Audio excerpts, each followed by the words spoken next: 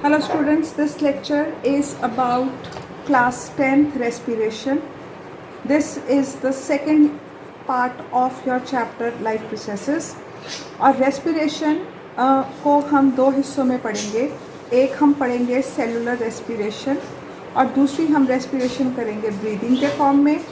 दोनों प्रोसेसेस को अलग अलग टैकल किया जाएगा. ब्रीदिंग जो है उसमें एक्सटर्नल प्रोसेस, एक फिज़िकल प्रोसेस इन्वॉल्व होती है और सेलुलर रेस्पिरेशन जो होती है वो बॉडी के अंदर सेल लेवल के ऊपर क्या होता है उसके बारे में पढ़ा जाएगा. सो रेस्पिरेशन की अगर हम बेसिकली डेफिनेशन को पढ़ें तो जो रेस्पिरेशन होती है that is basically break down of food to release energy. That is called as respiration. Respiration छोटी क्लासेस के अंदर से ही आपको बताया गया है कि जो रेस्पिरेशन है वो उसका जो इनिशियल प्रोसेस है वो ये है कि बॉडी के अंदर ऑक्सीजन ली जाती है बाय ब्रीदिंग और ब्रीदिंग से बॉडी के अंदर ऑक्सीजन जाएगी. वो ऑक्सीजन ब्लड की हेल्प से हर सेल तक पहुंचाई जाएगी. ब्लड के अंदर हीमोग्लोबिन है, हीमोग्लोबिन ऑक्सीजन के साथ बाइंड करेगा और उसके साथ क्या होगा कि जो हीमोग्लोबिन है वो हर सेल तक ऑक्सीजन को पहुंचाएगा. ऑक्सीजन सेल के अंदर डिफ्यूज़ करेगी by the process of diffusion. फिर वो माइटोकॉन्ड्रिया में जाती है और माइटोकॉन्ड्रिया के अंदर already glucose is there. Glucose is broken down with the help of oxygen to form carbon dioxide and water and to release energy. मोटे तौर के ऊपर ये तुम्हारा पूरे चैप्टर जो टॉपिक है रेस्पिरेशन वो उसका एक नटशेल है. लेकिन इस प्रोसेस को करने के लिए हमें सबसे पहले ब्रीदिंग और सेलुलर रेस्पिरेशन के कंसेप्ट को अलग तरीके से देखना होगा. हम जो सांस अंदर लेते हैं या हम जो सांस बाहर निकालते हैं that is called as the that is breathing. Inhalation and exhalation of air is called as breathing. जो हम सांस लेते हैं या सांस छोड़ते हैं that is breathing. Respiration is not breathing. Respiration is basically the composed of two activities. One is breathing and other is cellular respiration. So breathing से हम सांस अंदर लेके जाते हैं. हम पहले उस पूरी फिजिकल प्रोसेस को समझेंगे और उसके बाद हम करेंगे cellular respiration in details. So breathing में अगर आप अपने आप को थोड़ा सा सांस लेते टाइम अगर आप अपनी बॉडी के ऊपर ध्यान देते हो तो every person takes the air inside with the help of nose. हम जब नाक से लेते हैं, अब नोज़ के अंदर एक एरिया होता है, एक कैविटी होती है जिसको हम नेज़ल कैविटी बोलते हैं. अब नेज़ल कैविटी के अंदर there are two things. One, there is mucus and other there are hair. Everybody knows कि जो हेयर हैं आपकी नेज़ल कैविटी के अंदर वो डस्ट पार्टिकल्स को ट्रैप करते हैं और दूसरा जो म्यूकस है उसका क्या काम है, वो भी डस्ट पार्टिकल्स को ट्रैप करता है क्योंकि वो स्टिकी होता है. म्यूकस क्या है? It is a slimy water like substance which is found in your body. अब जो म्यूकस है उसके दो काम है. एक तो जितने माइक्रो ऑर्गेनिजम्स आएंगे वो उसके साथ चिपक जाएंगे क्योंकि वो स्टिकी है, और जो हेयर है वो जितने भी डस्ट पार्टिकल्स हैं माइक्रो ऑर्गेनिजम्स हैं और उनको वो ट्रैप कर लेता है.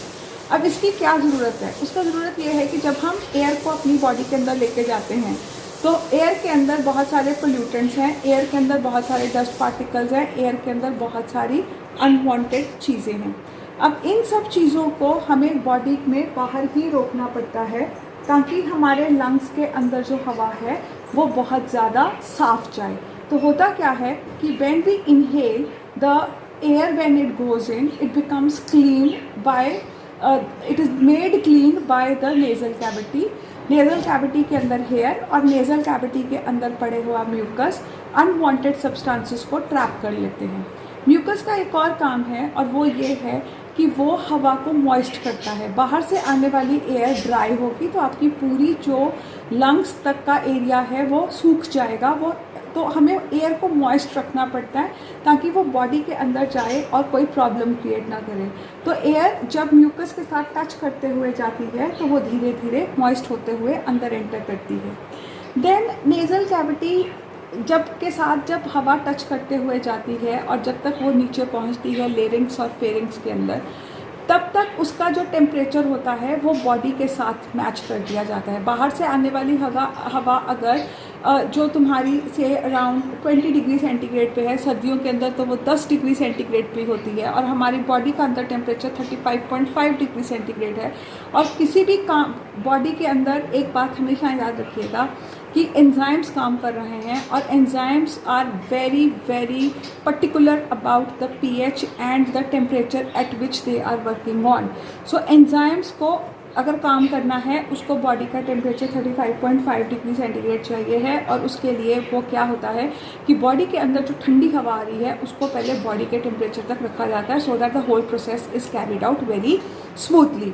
सो when air goes from your nasal cavity then it reaches your throat, जिसके अंदर की लेरिंग्स और फेरिंग्स होते हैं। अब लेरिंग्स और फेरिंग्स आपको पता है कि क्या होते हैं। लेरिंग्स को आप लोग बड़ी कॉमनली क्या बोलते हो, अपना वॉइस बॉक्स बोलते हो, और वॉइस बॉक्स के बाद में आपका जो है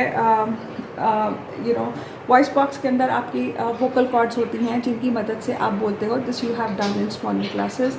एंड उसके बाद फेरिंग्स है। फेरिंग्स जो है वो that comes at the junction of food pipe and the wind pipe, and in this way उसके ऊपर हमने पढ़ा था कि एक एपिग्लॉटिस होता है जो कि कंट्रोल करता है मूवमेंट ऑफ एयर इनसाइड। तो जब आपकी हवा जो है वो यहाँ पर आएगी, तो अगर मैं एक फेस को इस प्रकार से बनाऊं, तो जो नेज़ल कैविटी है वो कुछ इस प्रकार से होगी, और यहाँ पे आपका लेरिंग्स और फेरिंग्स आ जाएगा। ये आपका एडम्स एप्पल जो आपके गले के उस पर दिखता है, और ये है आपका this is your pharynx and larynx, मतलब दोनों को हम एक उसमें। उसके बाद हमारी स्टार्ट होती है wind pipe. Wind pipe is very commonly जो हम कॉमनली विंड पाइप बोलते हैं, उसका बायोलॉजी में जो नाम है that is called as trachea.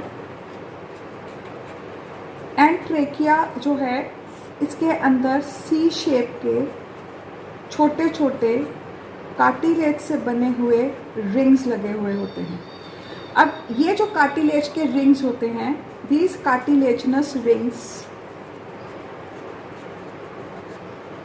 they prevent the food pipe from collapsing। अब होता क्या है कि हमारी जो फूड पाइप हमारी जो विंड पाइप है that is made up of squamous epithelium, बड़ा ही पतला एक एपिथेलियम की लेयर से वो बनी है। तो अगर आप इमेजिन करो एक स्ट्रॉ जिसके अंदर की हवा भरी है, तब तक तो वो जो स्ट्रॉ है वो स्टिफ है, लेकिन अगर आप उसमें से सारी एयर सक कर लेते हो तो जो स्ट्रॉ है वो कई बार कोलैप्स कर जाएगी। उसी तरीके से अगर आप जब तक आपकी ट्रेकिया या विंड पाइप के अंदर हवा भरी है, तब तक तो वो एक स्टिफ एक टाइट पोजीशन के अंदर है, वो फूली हुई है। लेकिन जैसे ही हवा उसमें से बाहर जाएगी, उसकी में से अगर हवा नहीं होगी तो उसकी जो वॉल्स हैं वो आपस में स्टिक कर जाएंगी, और अगली बारी जब आप इनहेल करोगे तो हवा आसानी से अंदर नहीं जा सकती है, क्योंकि वो जो चिपकी हुई विंड पाइप है उसको आपको थोड़ा सा सेपरेट करने में आपको एफर्ट लगेगा, और एयर जो है वो फुल क्वांटिटी में आपकी बॉडी के अंदर नहीं जाएगी, जिससे ऑक्सीजन की कमी आपकी बॉडी के अंदर हो सकती है। तो आपके ट्रेकिया के अंदर सी शेप कार्टिलेजनस रिंग्स होते हैं, ये कार्टिलेज से बने होते हैं, और ये आपकी विंड पाइप को कोलैप्स नहीं करने देते, ये ट्रेकिया को कोलैप्स नहीं करने देते। तो ट्रेकिया से जो है वो आगे हम अगर आएँ तो वहाँ पर आपकी जो ट्रेकिया है वो दो हिस्सों में डिवाइड कर जाएगी। एक ट्रेकिया लेफ़्ट लंग में जाएगी और एक ट्रेकिया जो है वो राइट लंग के अंदर जाती है। तो जब ये लंग्स के अंदर जाती है, तो अगर हम लंग्स को एक सिंपल शेप में बनाएं, तो this is the shape of your lungs, ठीक है। एंड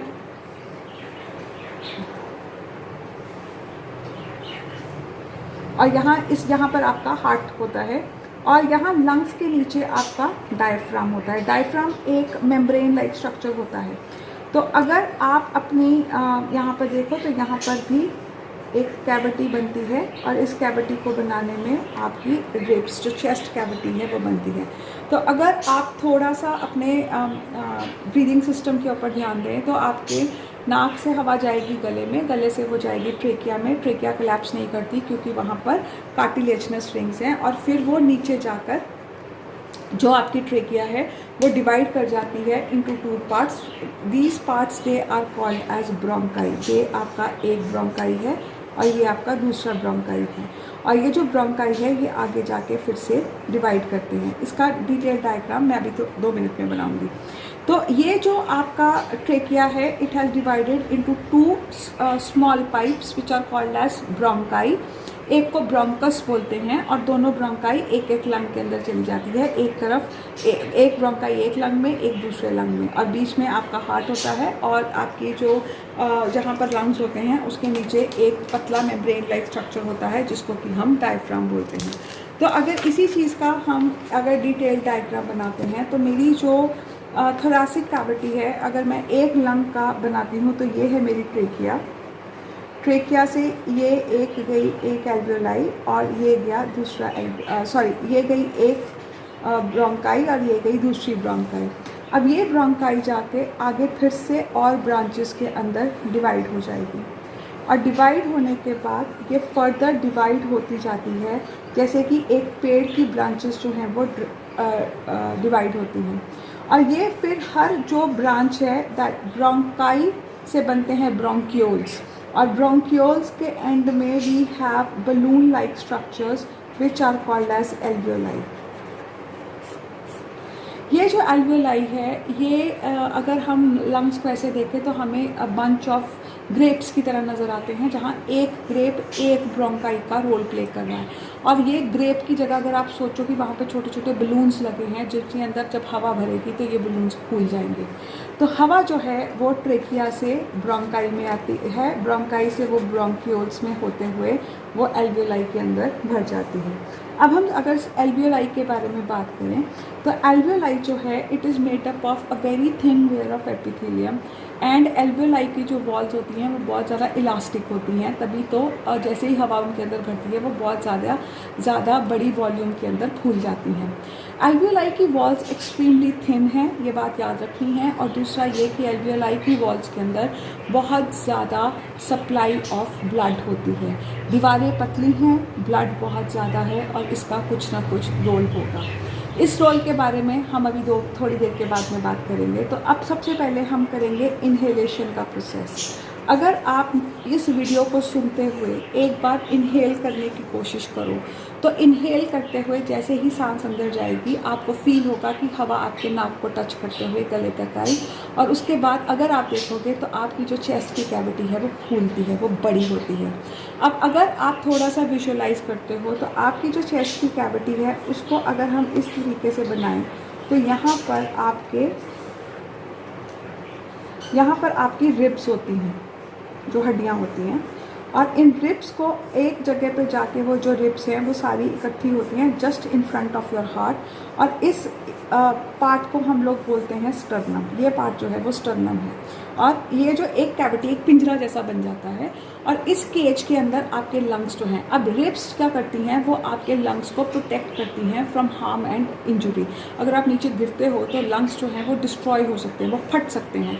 तो आपकी जो रिब केज है, जो आपकी हड्डियों की एक पिंजरा बना हुआ है, वो इम्पैक्ट अगर आप गिरते हो तो इम्पैक्ट सारा हड्डियों के ऊपर आता है, और आपके लंग्स और हार्ट जो अंदर है वो आपके प्रोटेक्टेड रहते हैं। अब जब हम सांस लेते हैं तो हमारी बॉडी के अंदर कुछ चेंजेस आते हैं। व्हेन वी इनहेल इन, आपकी जो स्टर्नम है वो आगे को आएगी, आपका जो डायफ्राम है वो नीचे की तरफ चला जाएगा। जब आपका डायफ्राम नीचे चला जाता है तो आपकी ये जो चेस्ट की कैविटी है उसकी वॉल्यूम बढ़ गई। ये डायफ्राम, अगर मैं एक बड़ा सिंप्लीमेटिक डायग्राम बनाऊँ तो ये जो डायफ्राम की कैविटी है ये नीचे, पहले ये यहाँ थी, अब ये फूल के नीचे को चलेगी, ठीक है।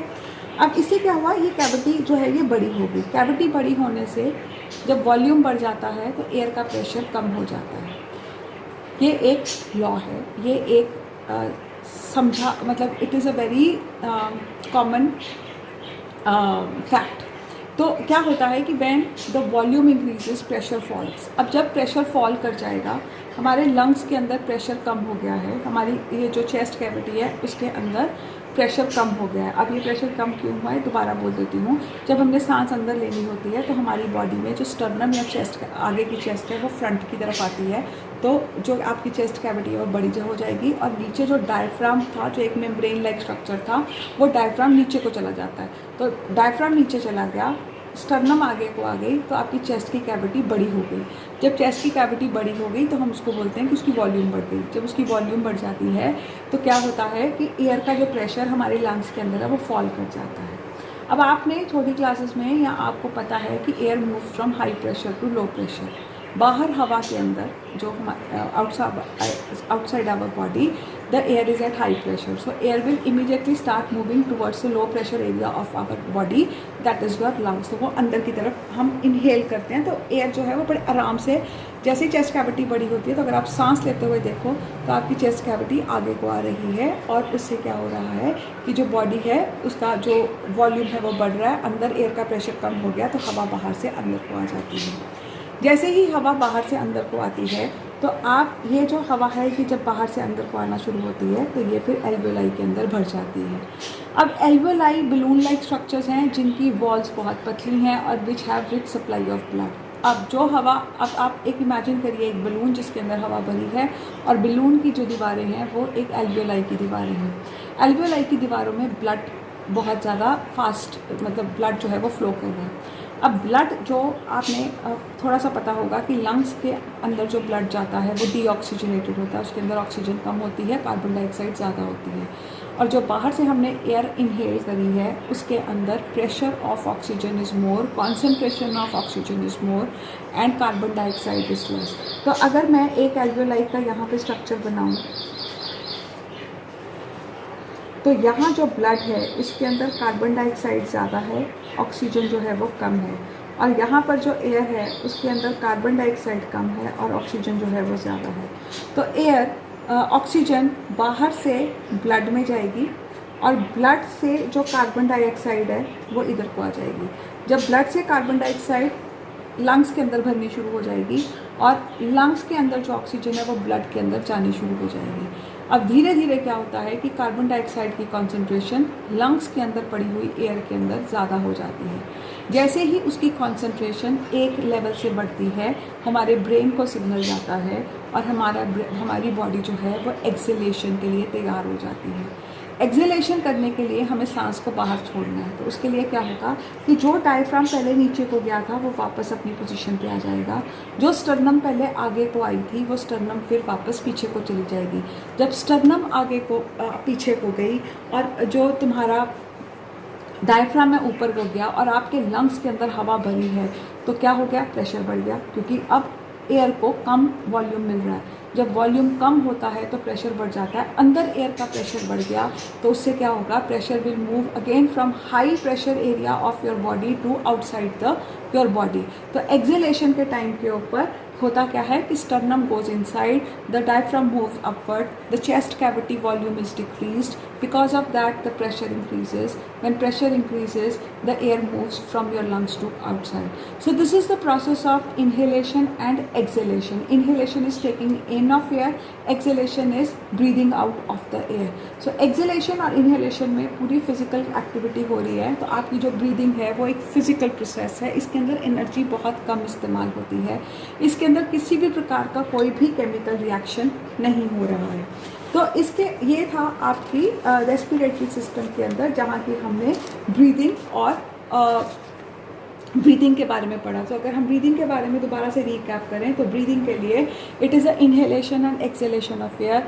For inhalation of air the air passes through nasal cavity where it is made clean, moist and warm, and after the clean air reaches your throat, there it reaches larynx and pharynx. From pharynx it comes to the trachea. Trachea divides into two bronchi, one bronchi in every lung. The bronchi then divides into bronchioles, and bronchioles they end in the alveoli. हवा जब बाहर से अंदर को आती है तो उसको अंदर आने के लिए हमारी चेस्ट कैविटी बड़ी करी जाती है। सो उसके लिए sternum moves forward, the diaphragm goes downward, the volume of the chest cavity increases. When the volume of the chest cavity increases, the pressure of the air inside our lungs falls, and air moves from high pressure, which is outside the body, to an area of low pressure, which is inside your lung, inside your body cavity.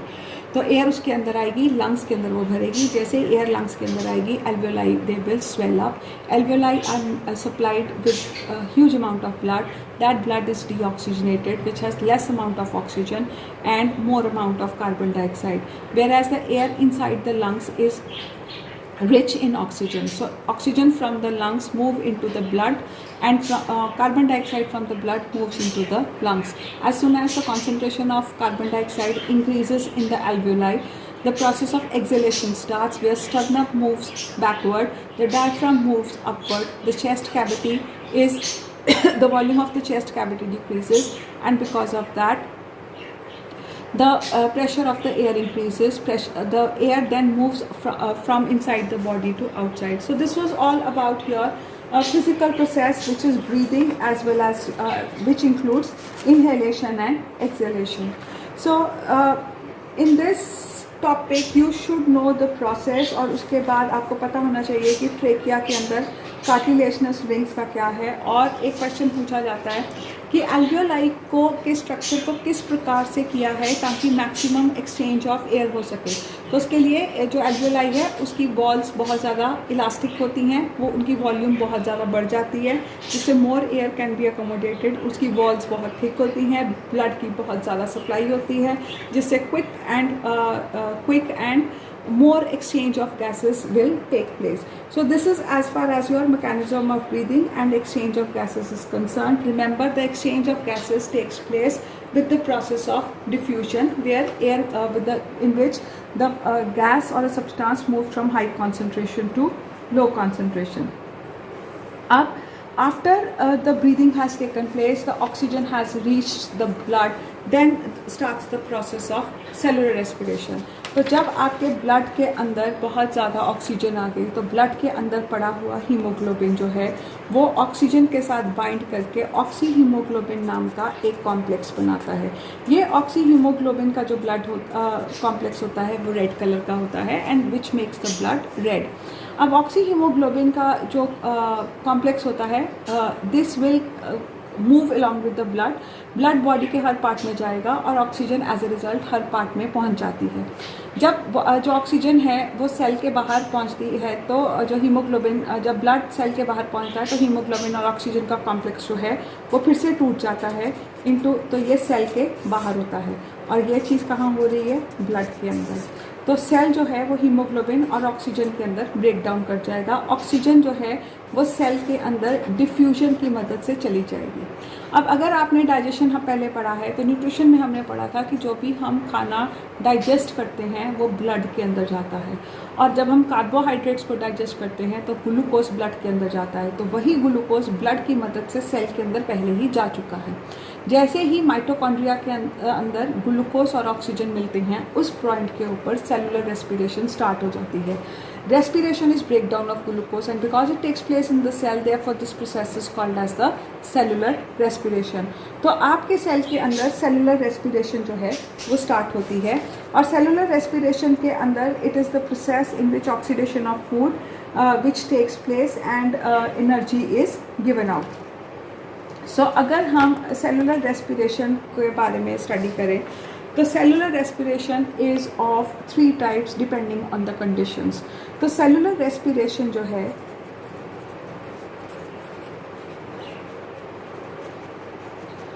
वो 3 प्रकार की होती है, aerobic, anaerobic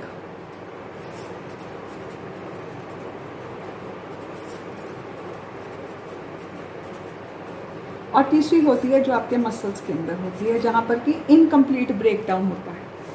अब aerobic respiration is breakdown of glucose in presence of lots of oxygen. जब free amount of air एक glucose के molecule को मिलता है, उस टाइम पे जब उसका ब्रेकडाउन होता है, उस प्रोसेस को हम एरोबिक रेस्पिरेशन बोलेंगे। एरोबिक वर्ड एयर से आया है। सो जब breakdown of glucose takes place in presence of oxygen, then it is called as aerobic respiration. Aerobic respiration की इक्वेशन है glucose plus oxygen gives you carbon dioxide plus water plus energy, और इस case में जो energy है वो 38 molecules of ATP निकलते हैं। सो एरोबिक रेस्पिरेशन के अंदर ऑक्सीजन की फ्री अवेलेबिलिटी होती है and huge amount of energy which is 38 ATP molecules जो हैं वो रिलीज़ होते हैं। और ये एरोबिक रेस्पिरेशन मोस्ट हम ह्यूमंस के अंदर एरोबिक रेस्पिरेशन होती है। जितने भी बड़े या एडवांस्ड एनिमल्स हैं या ऑर्गेनिजम्स हैं उनके अंदर एरोबिक रेस्पिरेशन होती है। प्लांट्स के अंदर भी एरोबिक रेस्पिरेशन ही होती है। एनारोबिक रेस्पिरेशन जो है वो लोअर फॉर्म्स लाइक कि यीस्ट या बैक्टीरिया के अंदर एट टाइम्स होती है। और एनारोबिक रेस्पिरेशन के अंदर क्या होता है, there the supply of oxygen is not sufficient, वहाँ ऑक्सीजन के बिना ब्रेक डाउन ऑफ ग्लूकोज होता है। तो जब ऑक्सीजन के बिना ब्रेक डाउन ऑफ ग्लूकोज होता है तो उस टाइम पे जो प्रोसेस है उसमें जो ग्लूकोज है वो कार्बन डाइऑक्साइड और वाटर में नहीं कन्वर्ट करता है, it converts into ethyl alcohol plus carbon dioxide plus energy and this energy is only 2 ATP. The anaerobic respiration is a respiration which takes place in absence of air. Oxygen की supply नहीं है और उस वजह से इस process anaerobic respiration को हम फर्मेंटेशन भी बोलते हैं। और फर्मेंटेशन जो आपने देखा है कि बहुत जगह पे ग्रेप्स की फर्मेंटेशन होती है। आपके घरों के अंदर कई बार अगर आपके एप्पल्स वगैरह ख़राब हो रहे हैं तो उसमें से गंदी सी एक अल्कोहल की स्मेल आती है। ग्रेप्स अगर ख़राब होते हैं तो अल्कोहल की स्मेल आती है। उसका कारण ये है कि उसके अंदर जो बैक्टीरिया जिन्होंने एप्पल्स को ख़राब किया है वो anaerobic respiration of the sugars found in the Apple कर रहे हैं। और जब एनारोबिक रेस्पिरेशन होती है तो वो फर्मेंटेशन होती है और फर्मेंटेशन के टाइम पे क्या मिल रहा है, हमें अल्कोहल मिल रहा है। तो break down of glucose in absence of air that is called as anaerobic respiration. और अगर हम एरोबिक और एनारोबिक के अंदर कंपैरिजन करें तो aerobic is in presence of oxygen, anaerobic is in absence of oxygen. Aerobic का जो बाय प्रोडक्ट है, एंड प्रोडक्ट है, वो कार्बन डाइऑक्साइड प्लस वाटर है। एनारोबिक का बाय प्रोडक्ट जो है वो इथाइल अल्कोहल है। एरोबिक के अंदर 38 मॉलिक्यूल्स ऑफ ATP बनते हैं, एनारोबिक के अंदर सिर्फ 2 मॉलिक्यूल्स ऑफ ATP जो हैं वो बनते हैं। सो एरोबिक रेस्पिरेशन और एनारोबिक रेस्पिरेशन जो है वो आपको उनका डिफरेंस बहुत अच्छे से आना चाहिए। There are 3 or 4 more points which are there, so you need to write around 4 to 5 points when a difference between aerobic and anaerobic respiration is asked for you, and it is very well given in your books. So now aerobic respiration और anaerobic respiration के बाद हमारी muscles के अंदर एक और प्रकार की रेस्पिरेशन होती है जिसके बारे में हम अभी थोड़ी देर में डिस्कस करते हैं। अभी हम सबसे पहले करेंगे स्कीमेटिक्स या ये प्रोसेस जो होता है वो होता कैसे है। तो सबसे पहले क्या होता है कि जो ग्लूकोज का मॉलिक्यूल है C6H12O6, उसका जो पहला ब्रेकडाउन होता है वो साइटोप्लाज्म के अंदर होता है। और साइटोप्लाज्म के अंदर जो ग्लूकोज का मॉलिक्यूल है उसको तोड़ दिया जाता है एक अलग तरीके के मॉलिक्यूल में which is called as pyruvic acid. Pyruvic acid के अंदर जो ब्रेकडाउन होता है this process is called as glycolysis. This is called as glycolysis. तो सबसे पहला ब्रेकडाउन ऑफ ग्लूकोज, जो भी ग्लूकोज आपने खाने में खाया था वो ग्लूकोज माइटोकॉन्ड्रिया पहुंचने से पहले कहाँ जाएगा, साइटोप्लाज्म में जाएगा। तो साइटोप्लाज्म के अंदर उसका पहला ब्रेकडाउन होता है इनटू पायरुविक एसिड।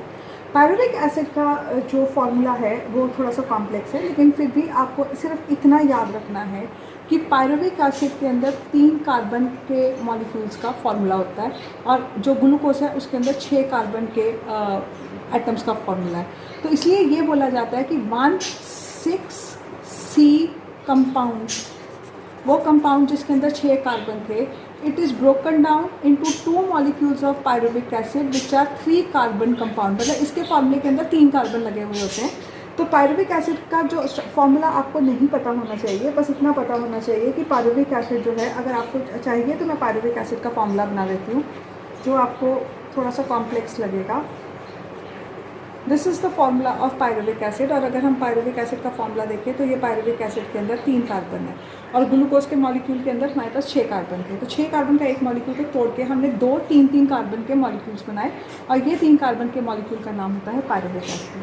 अब ये पायरुविक एसिड जो है ये आपके माइटोकॉन्ड्रिया के अंदर जाएगा। अब इस पायरुविक एसिड का जो हशर है वो डिपेंड करेगा कि आपका जो कंडीशन है वो क्या है, क्या उसके पास ऑक्सीजन है या क्या उसके पास ऑक्सीजन नहीं है। अगर तो ऑक्सीजन है तो एरोबिक रेस्पिरेशन होगी, जो बाई प्रोडक्ट है वो कार्बन डाइऑक्साइड प्लस वाटर होगा एंड 38 मॉलिक्यूल्स ऑफ ATP होंगे। अगर there is no oxygen, there is less air, तो क्या होगी फर्मेंटेशन और आपको मिलेगा अल्कोहल प्लस कार्बन डाइऑक्साइड। और तीसरा केस आपके मसल्स के अंदर होता है। अब मसल्स के अंदर क्या होता है कि जब हम एक्सरसाइज करते हैं तो हमारी बॉडी को बहुत ज़्यादा एनर्जी की ज़रूरत है। एनर्जी हमें कहाँ से मिलनी है? ग्लूकोज से।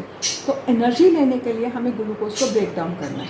हमारी बॉडी के अंदर बहुत सारा ग्लूकोज पड़ा हुआ है, ठीक है, लेकिन उस ग्लूकोज को तोड़ने के लिए हमें चाहिए ऑक्सीजन। ऑक्सीजन हमें कहाँ से मिलेगी? सांस लेने से। जब आप एक्सरसाइज करते हो आप बहुत जल्दी जल्दी सांस लेते हो, लेकिन वो सांस के अंदर उतनी ऑक्सीजन नहीं होती है जो आपकी बॉडी रिक्वायरमेंट्स, बॉडी की एनर्जी रिक्वायरमेंट्स को देख सके। मतलब ये कि अगर मेरे को 100 किलो कैलोरीज ऑफ एनर्जी की ज़रूरत है और मैं जो ऑक्सीजन ले रही हूँ वो ऑक्सीजन सिर्फ 40 किलो कैलोरीज ऑफ एनर्जी बना पा रही है, तो मैं क्या करती हूँ? मैं जल्दी जल्दी सांस लेती हूँ। मेरे को लगता है मैं जल्दी जल्दी सांस लूँगी तो उससे क्या होगा? ज़्यादा ऑक्सीजन जाएगी। नहीं, हमें डीप ब्रेथ लेनी होती है। जब हम डीप ब्रेथ लेते हैं तो ज़्यादा एयर लंग्स के अंदर भरती है, ज़्यादा ऑक्सीजन जाती है। तो fast breathing does not help, deep breathing helps, पर ये एक टॉपिक अलग से है। अब जब हम एयर को अंदर लेके जाते हैं तो ऑक्सीजन की क्वांटिटी किसी भी तरीके से उतनी नहीं होती है जितनी हमारी बॉडी को एनर्जी चाहिए, तो ऑक्सीजन कम पड़ जाती है। अब जब ऑक्सीजन कम पड़ जाती है तो ब्लड कहता है कि चलो भी जितनी ऑक्सीजन है उतनी तो मैं सेल्स तक पहुंचाऊं, उतनी को ऑक्सीजन को मसल के सेल्स तक पहुंचा दिया जाता है। पर मसल के सेल्स बोलते हैं भैया इतनी ऑक्सीजन से हमारा कुछ नहीं बनने वाला। तो मसल के सेल के अंदर क्या होता है कि जो ग्लूकोज का ब्रेक डाउन होता है वो ब्रेक डाउन पायरुविक एसिड तो बना देता है, लेकिन वो जो पायरुविक एसिड को आगे प्रोसीड करना है ना ऑक्सीजन को लेके, वो प्रोसेस पूरा नहीं हो पाता। तो जो साइकिल है या जो रिएक्शन है वो आधे में ही ख़त्म हो जाता है। तो उस टाइम पे ऑक्सीजन तो है लेकिन लिमिटेड है, और लिमिटेड ऑक्सीजन होने की वजह से जो पायरुविक एसिड है वो लैक्टिक एसिड में कन्वर्ट हो जाता है। अब लैक्टिक एसिड जो है वो आपकी मसल के सेल्स के अंदर या फाइबर्स के अंदर जमना शुरू हो जाता है और आपकी मसल जिससे स्टिफ हो जाती है। और जब आपकी मसल स्टिफ हो जाती हैं तो हम इसको आम भाषा में क्या बोलते हैं कि हमें क्रैम्प्स पड़ गए। जब आप शुरू में एक्सरसाइज करना शुरू करते हो तो आपकी बॉडी को पता ही नहीं होता कितनी ऑक्सीजन चाहिए, वो अपने हिसाब से सांस लेती रहती है, और जो सांस है, जो ऑक्सीजन है वो कम पड़ जाती है, और जो मसल्स के अंदर पड़ा हुआ ग्लूकोज है वो कहता है भैया ग्लूकोज तो है, ऑक्सीजन तो मेरे को भेजो। ऑक्सीजन जब पहुँचती है वो कहता है इतनी ऑक्सीजन से मेरा काम नहीं होता। तो अब अगर आप प्रॉपर हीट नहीं दोगे किसी सब्जी को तो वो कच्ची रह जाएगी ना, आधी अधूरी, ना पक्की ना कच्ची। उसी तरीके से अगर आप ऑक्सीजन कम दे भी रहे हो लेकिन कम दे रहे हो तो पायरुविक एसिड जो है वो मसल्स के अंदर लैक्टिक एसिड में बन जाता है। अब एक बात याद रखनी है कि ये एक एनारोबिक रेस्पिरेशन ही है। एनारोबिक रेस्पिरेशन में ऑक्सीजन बिल्कुल ही नहीं होती है, लेकिन इस केस के अंदर ऑक्सीजन है लेकिन कम है तो रिएक्शन चल तो पड़ता है होने। वो क्या करता है कि ग्लूकोज से पायरुविक एसिड पे बन जाता है, लेकिन पायरुविक एसिड से वो सिर्फ लैक्टिक एसिड के स्टेप तक ही पहुंच पाता है, वो आगे उसको कार्बन डाइऑक्साइड में कन्वर्ट नहीं होता। अब लैक्टिक एसिड क्या करता है, वो आपकी मसल्स के अंदर क्या होता है, डिपॉजिट होना शुरू हो जाता है और मसल के फाइबर्स जो हैं वो स्टिफ हो जाते हैं। और अगर आपको क्रैम्प्स होती हैं तो आपको बोला जाता है टेक रेस्ट, क्योंकि जब आप रेस्ट लेते हो या यू ब्रीथ तो और ज़्यादा ऑक्सीजन ब्लड के अंदर पहुंचती है, वो ऑक्सीजन धीरे धीरे मसल्स तक पहुंचना शुरू हो जाती है। तो मसल्स उसी ऑक्सीजन का इस्तेमाल करके फिर लैक्टिक एसिड को वापस कार्बन डाइऑक्साइड और वाटर के अंदर करते हैं। नहीं तो you are advise to apply heat to that area. Heat increases the blood circulation. जब ज़्यादा ब्लड आएगा तो ज़्यादा ऑक्सीजन आएगी, तो break down of lactic acid will take place. या आपको ये बोला जाता है कि वहाँ पर आप मसाज करो। मसाज करने से भी ये होता है कि ब्लड एरिया ब्लड जो है उस एरिया के अंदर ज़्यादा सर्कुलेट करना शुरू कर देता है, तो ज़्यादा ब्लड से ज़्यादा ऑक्सीजन आती है, जिसकी वजह से जो लैक्टिक एसिड है then again it breaks down into carbon dioxide and water, और आपके जो क्रैम्प्स हैं वो ख़त्म हो जाते हैं।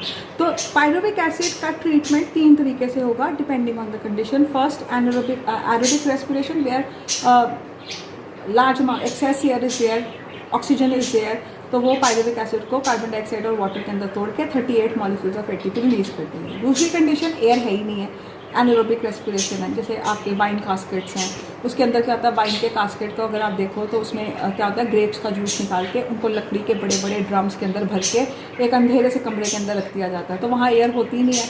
तो उसके अंदर जो एनारोबिक बैक्टीरिया हैं वो जब ग्रेप के जूस के ग्लूकोज को तोड़ने लगते हैं तो वो बोलते हैं भैया एयर तो है नहीं, हमारे पास एयर नहीं है तो ऑक्सीजन नहीं है, तो हम ऐसे ही ब्रेक डाउन करते हैं। तो वो क्या करते हैं, वो फिर जो आपका पायरुविक एसिड होता है उसको अल्कोहल में तोड़ देते हैं। और तीसरा केस हमने अपनी मसल्स का किया, जहाँ ऑक्सीजन है लेकिन आधी अधूरी है, जिसकी वजह से रिएक्शन आधे रास्ते में रुक जाता है, तो पायरुविक एसिड लैक्टिक एसिड बन के मसल्स में डिपॉजिट हो जाता है और इससे हमें क्या कर मिल जाते हैं, cramps. So these are the 3 different ways because of which the 3 different ways in which glucose is broken down or respiration takes place. तो और बाकी अगर आप ऑर्गेनिज्म देखते हो तो प्लांट्स के अंदर जो एक्सचेंज ऑफ गैसेस होता है वो स्टोमेटा के थ्रू होता है। कार्बन डाइऑक्साइड जो है वो रिलीज़ करी जाती है और ऑक्सीजन जो है वो ली जाती है। तो दिन के टाइम के ऊपर जो दिन रात जो है वो प्लांट्स जो हैं वो रेस्पिरेशन करते रहते हैं। और प्लांट्स के अंदर कोई भी ट्रांसपोर्टेशन ऑफ गैसेस जो होती है वो सीधी, कोई ब्लड तो होता नहीं है गैसेस को ट्रांसपोर्ट करने के लिए, तो cell to cell simple diffuse कर जाती है। एक सेल में ऑक्सीजन ज़्यादा है वो अगले सेल में चली जाएगी, उससे अगले सेल में भी ऑक्सीजन ऐसे ट्रांसपोर्ट होती रहती है by the process of diffusion. उसके बाद अगर हम बाकी ये तो हमने अभी मैन के बारे में स्टडी किया था, जो भी पढ़ा था। अगर हम बाकी देखें तो फिशेस जो पानी के अंदर रहती हैं वो डिज़ोल्व ऑक्सीजन पानी के अंदर से लेती हैं। और क्योंकि पानी के अंदर ऑक्सीजन कम होती है तो इसलिए जितने भी एक्वेटिक एनिमल्स होते हैं वो बड़े फास्ट ब्रीथ करते हैं, बड़ी जल्दी जल्दी सांस लेते हैं ताकि उनको जल्दी जल्दी ऑक्सीजन मिले। और गिल्स के अंदर आपके गिल्स होते फिशेस के अंदर आपके गिल्स होते हैं, वो गिल्स के अंदर भी बहुत ज़्यादा ब्लड सप्लाई होती है। तो पानी जब उन मुँह के रास्ते फिशेस अंदर लेके जाती हैं और वो जब गिल्स के साथ जो पानी है वो टच करता है तो जो गिल्स होते हैं वो इमीडिएटली उसमें से पानी के अंदर से डिज़ोल्व ऑक्सीजन ले लेते हैं और अपने अंदर की कार्बन डाइऑक्साइड उसके अंदर डिफ्यूजन से डाल देते हैं। तो ये हो गया तुम्हारे एक्वेटिक एनिमल्स जो कि पानी के अंदर रहते हैं, वो गिल्स की मदद से ब्रीथ करते हैं। बाकी जो टेरेस्ट्रियल एनिमल्स हैं जो ज़मीन पे रहते हैं वो तो नॉर्मली लंग्स के साथ ही करते हैं। और जो एम्फीबियंस होते हैं वो कभी स्किन से भी करते हैं। अब स्किन वाले जो करते हैं उनकी स्किन हमेशा मॉइस्ट होती है और जो मॉइस्ट स्किन है वो ऑक्सीजन को अपने अंदर डिज़ोल्व करती है और वो जो डिफ्यूजन है मतलब oxygen from the air is taken and directly sent into the blood.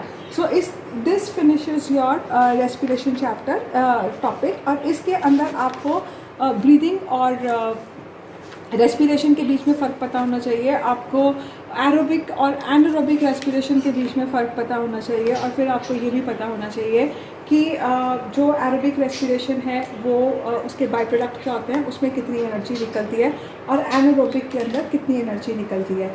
So this is a very easy topic of life processes. In the next lecture we will be doing about the transportation and excretion and winding up this chapter. Thank you. Please do the diagram before I go. Please do the diagrams very carefully. Flow sheets have to be learned. और जब भी आपको aerobic और anaerobic respiration के बारे में कुछ भी पूछा जाता है तो प्लीज़ उनके साथ जो रिएक्शंस हैं वो ज़रूर लिखिए, नहीं तो आपके मार्क्स जो हैं वो कट जाएंगे। Thank you.